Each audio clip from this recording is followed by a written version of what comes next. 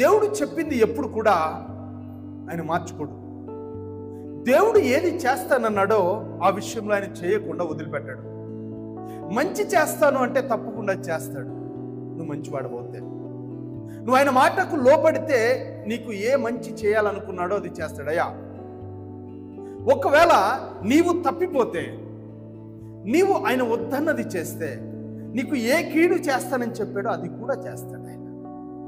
ఇది చేయక విడిచిపెట్టాడు, అది కూడా చేయక విడిచిపెట్టాడు. మేలు చేసేటట్లుగా నువ్వు నడిస్తే దాన్ని చేయకుండా విడిచిపెట్టడు. కీడు చేసేటట్లుగా నువ్వు నడిస్తే దాన్ని కూడా చేయకుండా విడిచిపెట్టడు.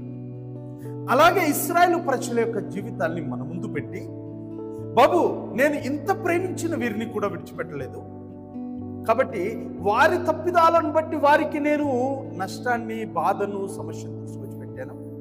మీ జీవితంలో మీరు తప్పు చేస్తే మీరు కూడా అది అనుభవించే అవకాశం